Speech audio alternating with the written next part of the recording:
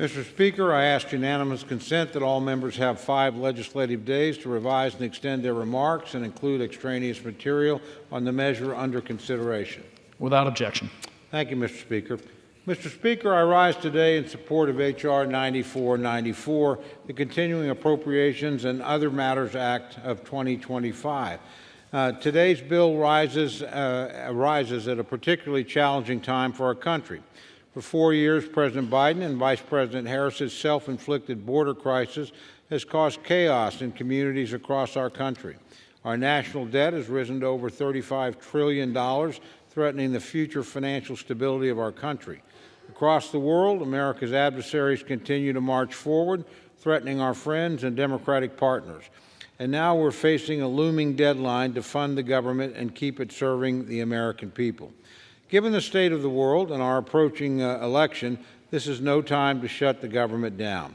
That means Congress needs to act, and we need to do so today. The appropriations process is one that is never easy. It requires time and hard work to complete, and frankly, I'm proud of what this body has accomplished this year. Even after a late start due to the delay of the fiscal year 2024 process and a late President's budget request, the Appropriations Committee succeeded in passing all 12 of our fiscal year 2025 bills out of committee.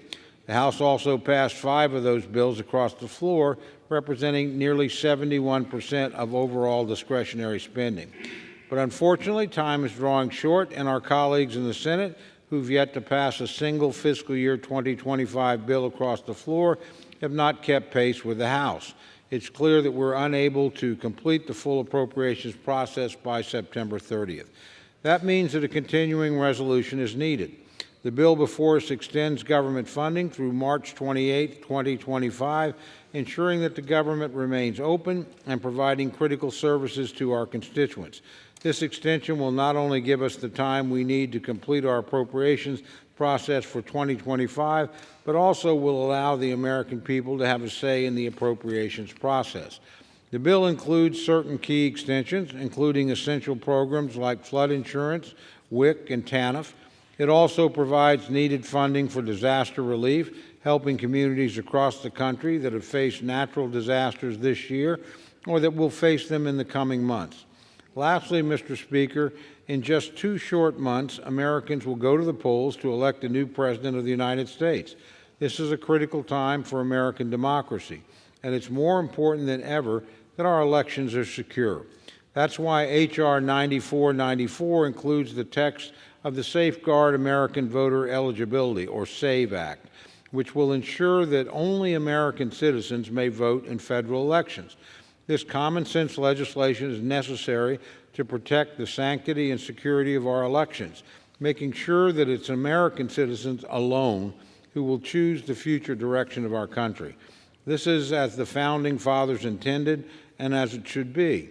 Mr. Speaker, governance by continuing resolution is not ideal. It's always better to pass full-year appropriations bills through regular order. But we are out of time, and we cannot afford a government shutdown which would be greatly damaging to our national security, to critical government programs, and to the American people. The stakes could not be higher. That's why I urge all of my colleagues to vote in support of H.R. 9494 today. Thank you, Mr. Speaker, and with that, I reserve the balance of my time. Gentleman from Oklahoma reserves.